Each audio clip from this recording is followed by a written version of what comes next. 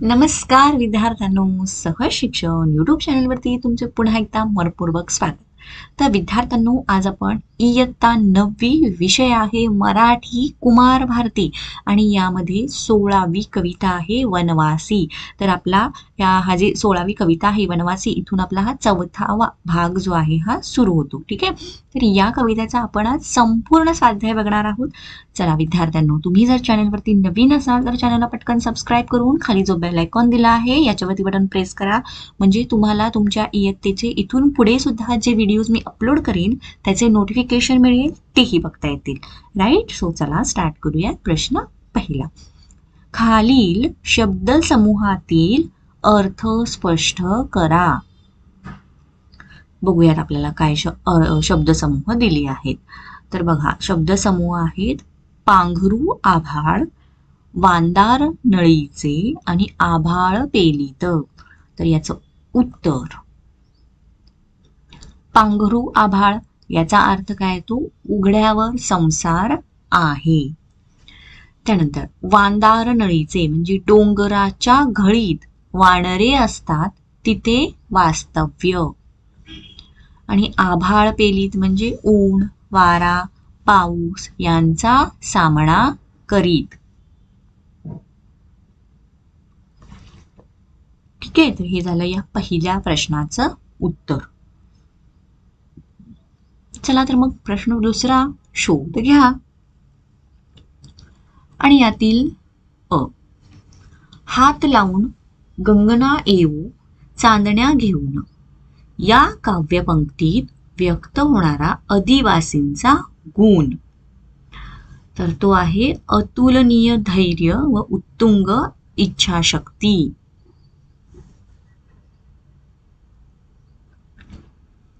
पुढे हा प्रश्न, कवितेच्या यमक रचनेतील वेगळेपण. तर कवितेमध्ये जी यमक रचना केली आहे त्यामध्ये काय वेगळेपण आहे ते शोधायचं आहे.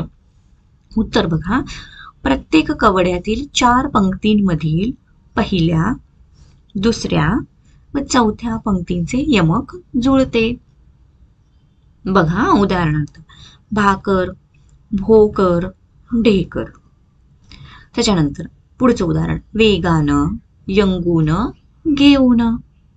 ठीक आहे. इथे 2 उदाहरणासहित आपण स्पष्ट केलं आहे.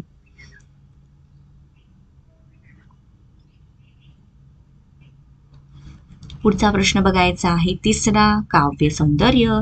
याच्या आधी तुम्हाला जर व्हिडिओ आवडत असेल तर व्हिडिओला पटकन लाईक करा. चॅनलला अजूनही सबस्क्राईब केले नसेल तर चॅनललाही सबस्क्राईब करून घ्या. काव्य सौंदर्य प्रश्न बघणार आहोत आणि यामध्ये पहिला प्रश्न, बसू सूर्याचं रुसून पहू चंद्राक हसून या काव्यपंक्तीतील भावसौंदर्य स्पष्ट करा. विद्यार्थ्यांनो, उत्तर बघा, दुपारी सूर्य तापतो, माळ राणावर उंदडणाऱ्या आदिवासी मुलांना कडक उन्हात खेळावे लागते. उघड्या बोडक्या असलेल्या मुलांना या उन्हाचा त्रास होतो म्हणून ते सूर्यावर रुसून बसतात.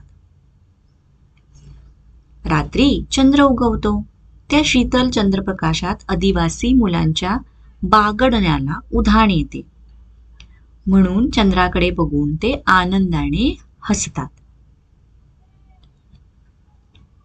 चंद्र सूर्याचे त्यांच्याशी असलेले अनोखे नाते या ओळीतून प्रकट झाले आहे.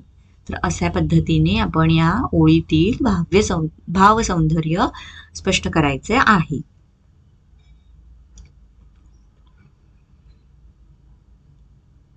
चला विद्यार्थ्यांनो, आता पुढचा प्रश्न बघणार आहोत आपण दुसरा, डोई आभाळ पेलीत चालू शिवाच्या चालीत या पंक्तीत कवीला अभिप्रेत असलेला अर्थ लिहा.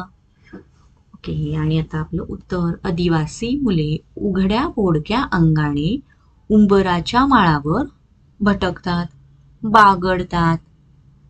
झाड्या कड्यांवरती त्यांचा वावर असतो. त्यांचे जीवन खडतर असते, परंतु त्यांना त्या कष्टमय जीवनाची फिकीर नसते.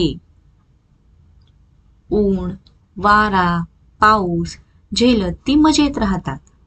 जणू ते आपल्या माथ्यावर सर्व आभाळ पेलतात.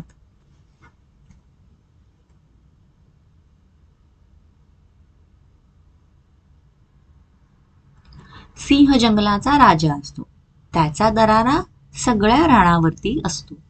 म्हणून आदिवासी मुले सिंहाच्या दमदार चालीने चालत सारी संकटे झेलतात. आदिवासी मुलांच्या चिवट वृत्तीचे व धाडसाचे वर्णन कवींनी केले आहे.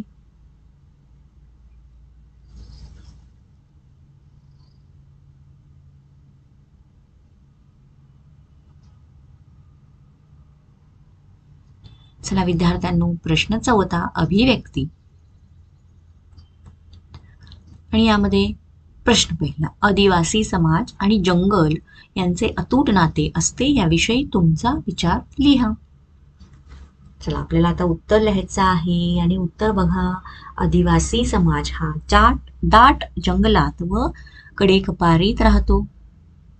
झाडांच्या वाळलेल्या फांद्या काटक्या घेऊन त्यांची खोपटी म्हणजेच झोपडी तयार होते. रानातील फळे कंदमुळे खाऊन ते गुजराण करतात. ओढ्या नाल्याचे पाणी पितात. निसर्गात ते उघड्यावर जगतात.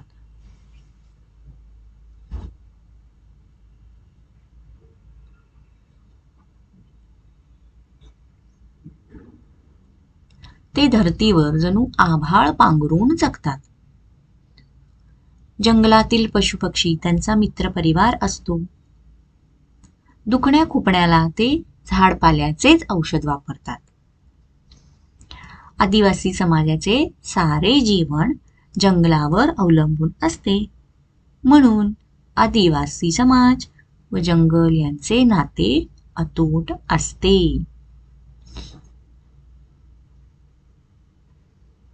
बघा आपण अशा पद्धतीने याचं उत्तर दिलं आहे. पुढचा प्रश्न बघणार आहोत आपण आता. भाषा सौंदर्य. आणि यामध्ये खालील वाक्यात योग्य विरामचिन्हे वापरून वाक्य पुन्हा लिहा. तर काही वाक्य खाली दिली आहेत, त्यामध्ये विरामचिन्ह वापरलेली नाहीत, तर त्या वाक्यांमध्ये आपल्याला विरामचिन्ह घालायची आहेत आणि ती वाक्य पुन्हा लिहायची आहेत. Okay, let start. तर ही आहेत विरामचिन्हे न वापरलेली वाक्य. आता आपलं उत्तर आहे. तर ही यामध्ये पहिलं बघा. पहिल्या वाक्यामध्ये आपण कसं विरामचिन्ह वापरलं आहे बघा. ते बांधकाम कसलं आहे, तर इथं आपण प्रश्नचिन्ह वापरलं आहे. दुसरं, आकाशकंदील पूर्ण झाल्यावर दादांनी तो खांबावरच्या खिळ्याला टांगला, पूर्णविराम. त्यानंतर तिसरं, गुलाब, नंतर इथे स्वल्पविराम, जास्वंद, स्वल्पविराम, मोगरा ही माझी आवडती फुले आहेत, पूर्णविराम. तर इथं बघा चौथं, अरे रे नंतर उद्गारवाचक चिन्ह दिलेलं आहे, त्याच्या बाबतीत फारच वाईट झाले आणि इथं हे पूर्णविराम. आई म्हणाली नंतर स्वल्पविराम दिलेला आहे आणि इथं बघा सोनम, चल लवकर उशीर होत आहे. तर इथं सोनम नंतर पुन्हा स्वल्पविराम आणि हे जे वाक्य आहे हे आपण डबल अवतरण चिन्हामध्ये लिहिलेलं आहे. तर अशा पद्धतीची व्यवस्थित विरामचिन्ह वापरून आपण हे वाक्य पुन्हा लिहिलेली आहेत.